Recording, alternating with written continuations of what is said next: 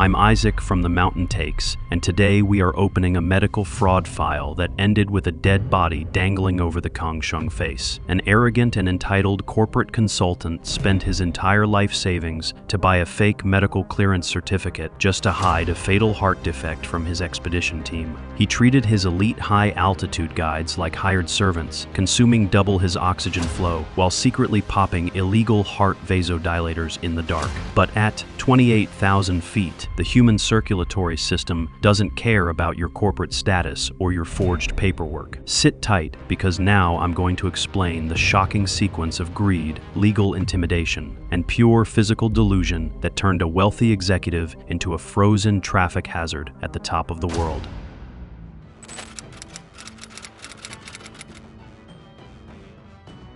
The story begins in the corporate boardrooms of Innsbruck, Austria, where a 52-year-old man named Werner Steinbach spent his days managing high-stakes corporate restructuring. He was a man used to getting exactly what he wanted through sheer aggression, heavy litigation, and the absolute power of his bank account. To him, every contract was negotiable, and every rule was just a suggestion for lesser people to follow. For decades, Werner had built a massive financial portfolio, but as he entered his 50s, a dark obsession began to consume him. He didn't just want to be wealthy, he wanted the ultimate status symbol that money could buy. He wanted to stand on the summit of Mount Everest. The problem was that his body was already a ticking time bomb. During a routine corporate health checkup, doctors discovered that Werner was suffering from advanced coronary artery disease, a severe medical condition where the blood vessels supplying his heart were heavily blocked and narrowed. The medical advice was absolute and clear: stepping into high altitudes would trigger a fatal cardiovascular failure. But instead of accepting reality, Werner's corporate ego went into overdrive. He believed that human biology could be managed just like a failing business corporation. He refused to let a medical diagnosis ruin his travel plans. Using his massive financial resources, he contacted a corrupt medical professional who was willing to sign off on any document for the right price. For a heavy fee, Werner secured a completely clean, fabricated medical clearance certificate that falsely stated his heart was in perfect athletic condition. He then approached an elite expedition agency in Nepal, flashing his high-end bank statements and his forged medical clearance to secure a premium spot on the mountain for the May 2021 climbing season. If you think that entitlement and corporate greed have no place in the wild corners of the world, and if you think the stories of the guides who pay the price for someone else's choices deserve to be told, hit that subscribe button. Leave your thoughts about this corporate fraud in the comments below. He bought the most expensive gear, demanded the highest level of personal service, and flew to Kathmandu with the absolute certainty that his wealth made him completely invincible. When he arrived at Everest Base Camp in April 2021, Werner immediately established himself as the most hated client on the most Glacier. He treated the local mountain staff and his assigned guides not as survival experts, but as low-wage corporate servants who existed only to execute his orders. He would openly humiliate the kitchen staff if his meals weren't served precisely on time,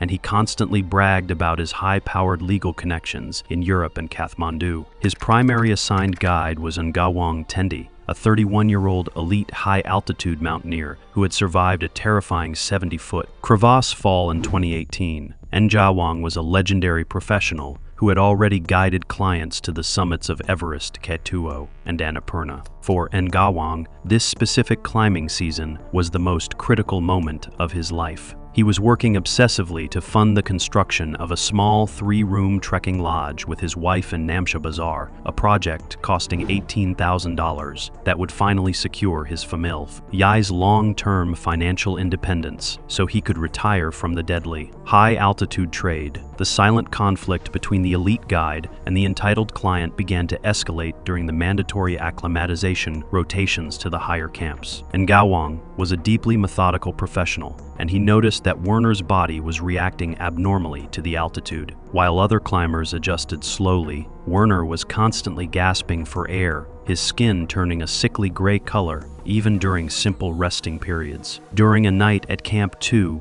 where the temperature sat at a freezing -12 degrees Fahrenheit, NJ Wang walked into Werner's tent, unannounced, to check on his well-being. He caught Werner in the dark, desperately swallowing heavy doses of an unprescribed vasodilator, a powerful medical drug designed to artificially widen blood vessels and force blood through blocked arteries. And Jaewang immediately confiscated the medication, knowing that using such high-risk drugs at extreme altitude without medical supervision could cause sudden, catastrophic blood pressure drops and fatal internal clotting. When Ngawang brought the illegal medication to the expedition doctor and suggested that Werner should be immediately disqualified and sent down the mountain for his own safety, the corporate consultant erupted into a state of pure legal fury. Werner didn't argue about his health. Instead, he used the only weapon he knew how to wield: intimidation. He screamed loudly across the camp, stating, "I paid for a summit attempt, not a medical evaluation." He threatened the expedition agency with a massive multi-million-dollar breach of contract lawsuit that would completely bankrupt their entire operation, utilizing his powerful corporate legal connections in Kathmandu to silence the management. The agency owners, terrified of a high-profile international lawsuit and desperate to protect their relationship with a wealthy client, made a fatal decision.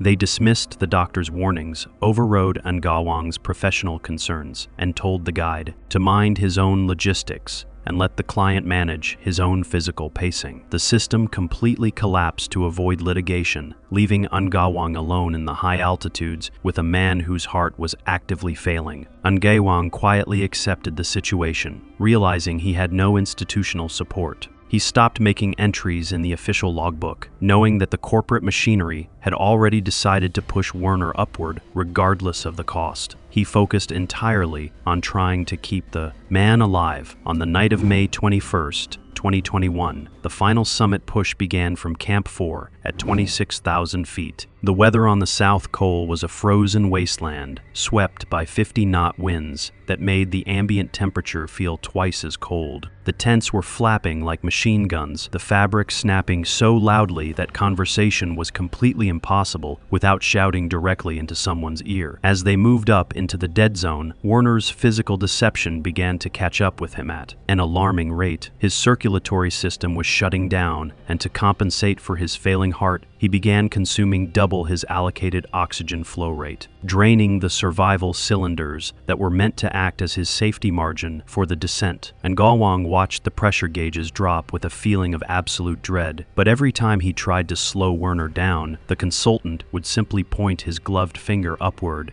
and push forward. By 11 a.m. on May 22nd, the route near the high ridge of the South Summit was choked with an enormous bottleneck of flashing headlamps and strained breathing. The temperature had plummeted to a brutal -34 degrees, and the wind chill factor was capable of freezing exposed human skin in less than 60 seconds. The ice underneath their steel crampons was hard as concrete, a dull, featureless blue that offered zero room for a single misstep. The human traffic jam near the Hillary Step was 3 hours long, forcing climbers to stand completely still in the killing cold, draining their precious oxygen supplies while waiting for the line to move. That long delay was the exact moment the medical fraud finally caught up with Werner Steinbach. At 28,700 feet, right in the middle of the crowded fixed line, Werner suffered a massive, catastrophic cardiac event. The severe blockage in his coronary arteries, combined with the extreme hypoxia and intense physical exertion, caused his heart muscle to completely seize. He didn't slip and he didn't fall. He simply collapsed directly onto the safety rope, his body instantly going limp. He blocked the entire vertical route, trapping dozens of climbers behind him who were running dangerously low on oxygen. Ngawang Tendi immediately sprung into action, dropping to his knees on the narrow, exposed icy ridge to perform chest compressions in the howling sub-zero wind, while other desperate climbers literally had to scramble and step over their bodies just to survive. Ngawang spent 2 agonizing hours trying to revive his client, refusing to give up even when it became completely obvious that Werner was dead. Werner's face turned a deep, hypoxic purple, his eyes staring blankly into the cold sky while his expensive plastic boots dangled uselessly over the thousands of feet of the Kangshung face. The mountain had finished its calculation, but the true tragedy of Werner's corporate arrogance was inherited entirely by his guide, because Ngawang had spent 2 hours in the extreme cold without moving, performing chest compressions without his outer mittens to manipulate the medical equipment. He suffered severe, irreversible frostbite on his fingers and toes. The prolonged exposure in the dead zone destroyed the tissue in his extremities completely. When the rescue teams finally managed to secure Werner's frozen remains to a permanent anchor point on the rope, Wang had to be dragged down the mountain, his hands and feet completely frozen solid. The aftermath of Werner Steinbach's legal fraud was absolute devastation for the people left behind. The wealthy consultant died on the rope, leaving his family to manage the fallout of his extreme delusion. But for Ngawang Tendi, the cost was permanent. He required multiple surgical amputations in Kathmandu, losing 3 fingers on his right hand and several toes, effectively ending his career as an elite high-altitude guide at the young age of 31. The grand dream of building the 3-room trekking lodge in Namche Bazaar to secure his family's independence was instantly shattered, as the half-built structure had to be sold to a corporate competitor for a fraction of its value just to pay for Ngawang's massive medical bills. The corporate consultant thought he could bully the mountain with lawsuits and paperwork, but in the end, the mountain only took the life of the fraud and completely ruined the future of the innocent professional who was forced to carry the weight of his arrogance. I'm Isaac from The Mountain Takes, and I will see you on the next descent.